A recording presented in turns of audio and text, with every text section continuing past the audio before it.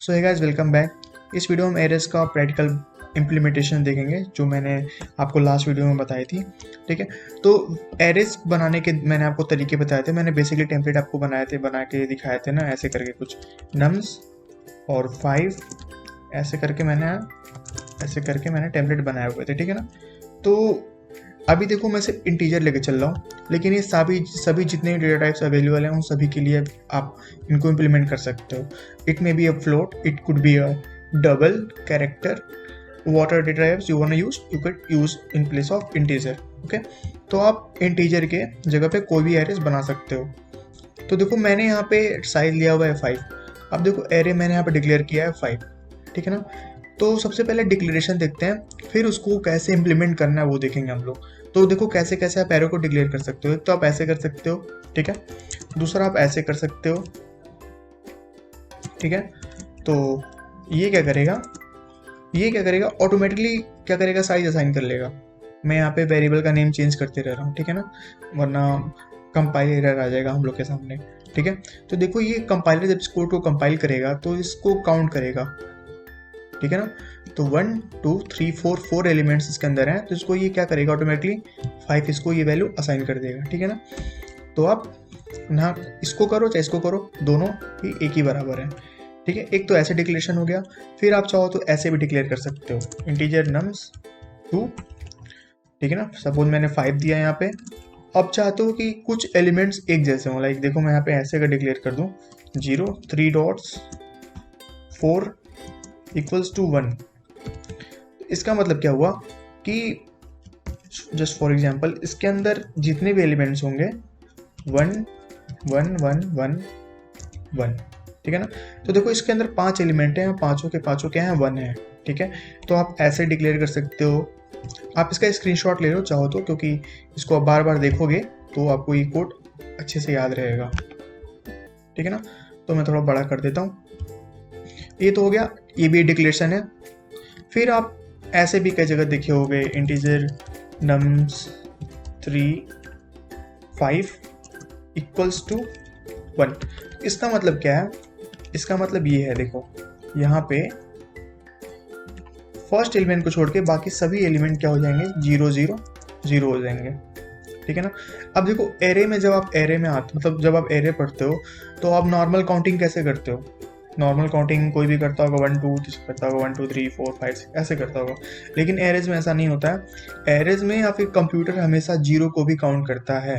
ठीक है, तो हमारा कंप्यूटर कैसे काउंट करेगा इसको, देखो कैसे काउंट करेगा।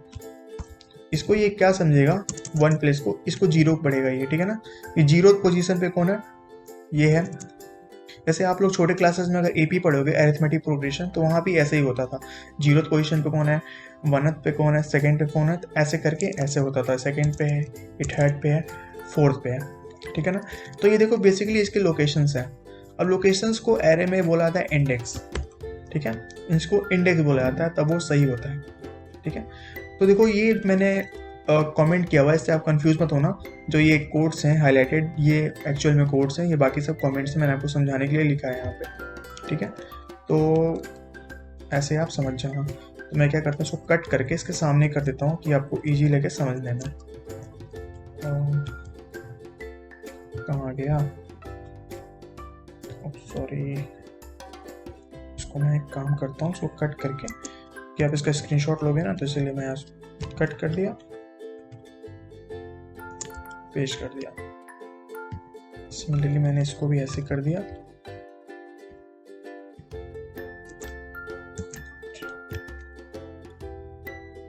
Cut paste. ठीक है ना, तो अब आपको आसानी होगा समझने में। तो इस लाइन का मतलब क्या है, ये है, और इस लाइन का मतलब क्या है, ये है। तो कंपाइलर इसको कंपाइल तो करेगा नहीं, क्योंकि ये कमेंट में है। तो आप लोगों ने क्या क्या जान लिया कि एरे हमेशा 0 से स्टार्ट होता है, 0th पोजीशन से।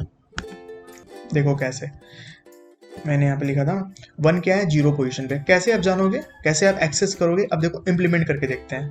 ठीक है ना, इम्प्लीमेंट कैसे करेंगे, तो देखो मैंने यहाँ पे 4 वेरिएबल डिक्लेयर किए हुए हैं। ठीक है, सभी के सभी एरेज हैं। ठीक है, तो सपोज हम लोग इस वाले जो वेरिएबल मैंने डिक्लेयर किया है, एरे जो डिक्लेयर किया है, इसको पर मैं कुछ ऑपरेशन करके दिखाता हूँ आपको। लाइक ये देखो, प्रिंट एफ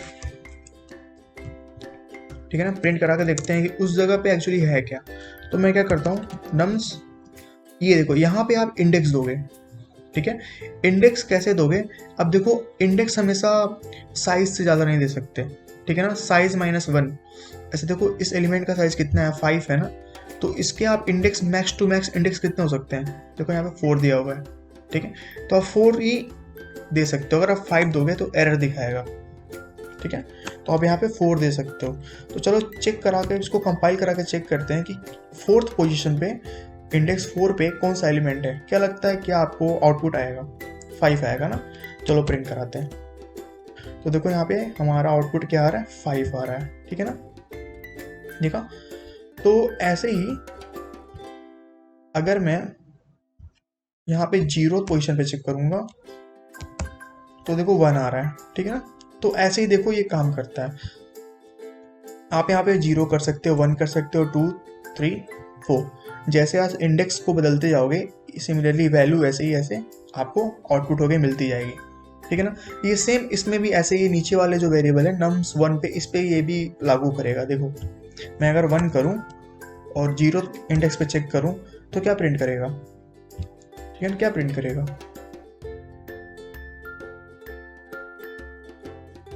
कुछ एरर आता है, कंपाइल करा के देखते हैं।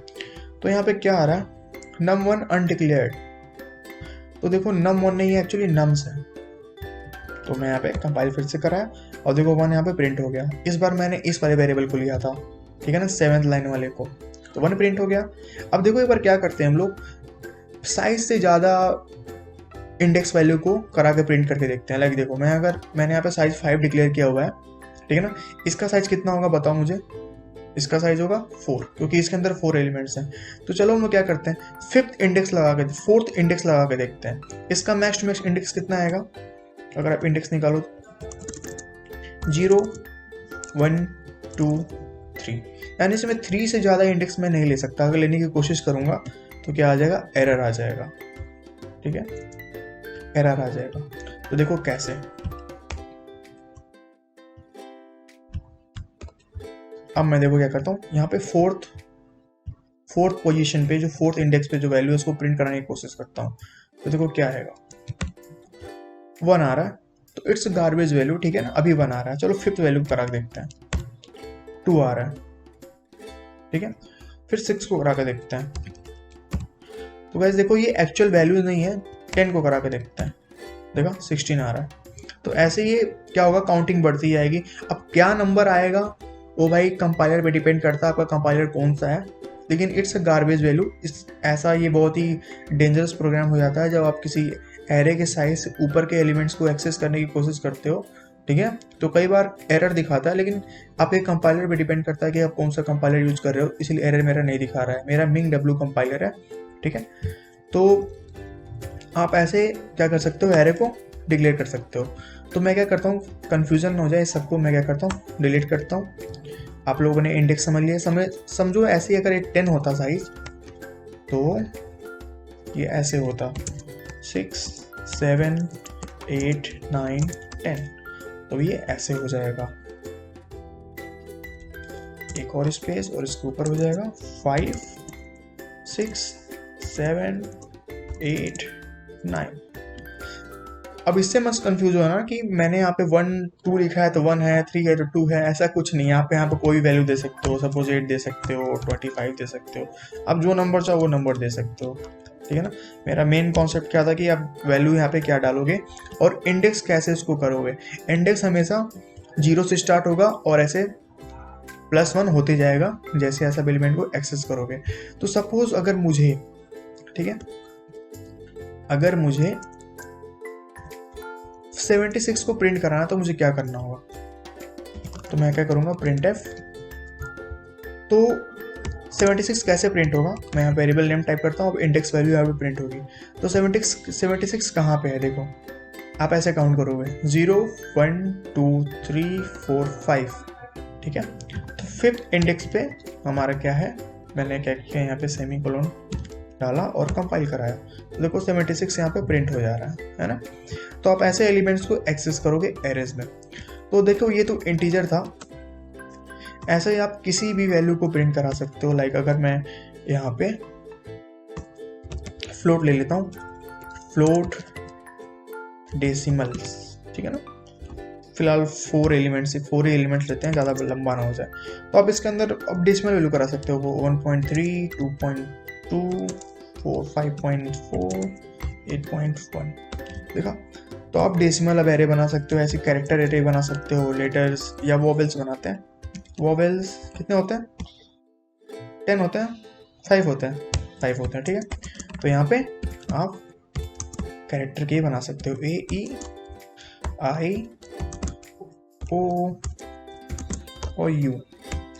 That's it. आप ऐसे ही प्रिंट भी करा सकते हो, प्रिंट एफ, फंडा एक ही रहेगा, बस आप यहाँ पे फॉर्मेट स्पेसिफायर चेंज करोगे, क्योंकि डेटा टाइप यहाँ पे क्या है, फ्लोट है। तो मैं यहाँ पे क्या करता हूँ, एफ प्रिंट कराता हूँ, ठीक है ना। अब मुझे कराना 3.2 प्रिंट, तो क्या होगा, इंडेक्स क्या है ये, इसका इंडेक्स क्या है 0 और 3.2 का इंडेक्स क्या है 1। तो यहाँ पे मैं क्या करूँगा, डेसिमल 1, ठीक है। लेट्स कंपाइल इट, एक सेकेंड, यहाँ पे कंपाइल कराओ, व्हाट द हेक।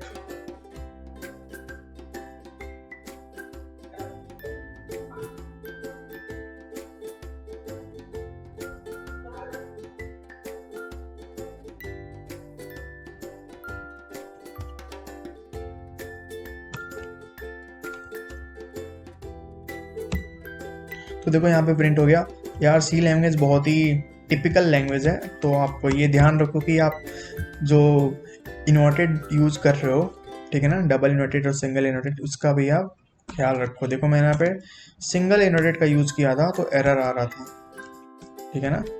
तो आप एरर, ये क्यों मैं बोल रहा हूँ, क्योंकि सिंगल इन्वर्टेड डबल इन्वर्टेड फर्क होता है, जब आप आगे लैंग्वेज सीखोगे तो आपको पता चलेगा। जो डबल इन्वर्टेड होता है वो क्या करता है, स्ट्रिंग को स्टोर करता है, और सिंगल इन्वर्टेड क्या करता है, वो कैरेक्टर को स्टोर करता है। तो मैंने यहाँ पे डबल कोट किया था, प्रिंटफ में ये भाई लिख दिया गया है कि आप जब भी करोगे तो यहाँ पे डबल इन्वर्टेड का डबल कोट का यूज करोगे, सिंगल कोट का करोगे तो ये नहीं होगा, ठीक है। ये कहीं लिख दिया गया, आपको उसको फॉलो करना होगा, इट्स कन्वेंशन, इट्स रूल, ठीक है। तो ऐसे देखो आप क्या करते हैं, कैरेक्टर को प्रिंट कराते हैं। अब मैं क्या करता हूँ, वोवेल्स मुझे कराना 0 इंडेक्स पे जो है उसको प्रिंट कराना, सपोज मैं सब प्रिंट कराता हूँ, ठीक है ना। 4, 5 प्रिंटफ फंक्शंस हो गए, 0, 1, 2, 3, 4, ऐसे ही जाके आप कोशिश करना। तो AEIOU, ठीक है ना। चलो 5th पे करा के देखते हैं क्या आता है, ठीक है ना। तो ये देखो F आ गया, देखा ना कितना डेंजरस है ये। तो गार्बेज वैल्यू ये क्या करता है, स्टोर करता है, तो कभी भी एक्सेस नहीं करना चाहिए, इसको डिलीट कर। तो आप ऐसे ही कैरेक्टर फ्लोट डबल करा सकते हो, ठीक है ना। जितने भी डेटा टाइप्स हैं, शॉर्ट, इनको करा सकते हो। तो आप जितने ही डेटा टाइप्स हैं सी लैंग्वेज में या किसी भी लैंग्वेज में, आप इनको एरेस क्रिएट कर सकते हो, ठीक है। बेसिक कॉन्सेप्ट यही है। तो अब देखो गाइस, ये तो हो गया। अब देखो मैंने लास्ट वीडियो में मैंने आपको फॉर लूप्स के बारे में बताया था, ठीक है। तो उसके मैं आने वाली वीडियोस में आपको प्रिंट करा दिखाऊंगा लूप्स को कैसे रन कराते हैं किसी एरेस पे, ठीक है ना। तो ये तो देखो, ये तो सिंगल डायमेंशन एरे हो गया। मैंने आपको मल्टी डायमेंशनल एरे के बारे में भी बताया था, ठीक है। तो मल्टी डायमेंशनल एरेस कैसे होते हैं आप वो भी देख लो इसी वीडियो में, या फिर मैं क्या करता हूँ नेक्स्ट वीडियो में बनाता हूँ, ठीक है। उसमें आपको मैं अच्छे से एक्सप्लेन कर दूंगा, क्योंकि ये वीडियो कुछ काफ़ी लंबा हो गया। सो गाइस, अगर वीडियो को पसंद आया हो तो वीडियो को लाइक कर देना, ठीक है, और अपने यार दोस्तों को भी शेयर कर देना, ठीक है, क्योंकि वो भी कुछ सीख सके। So guys, see you in the next video.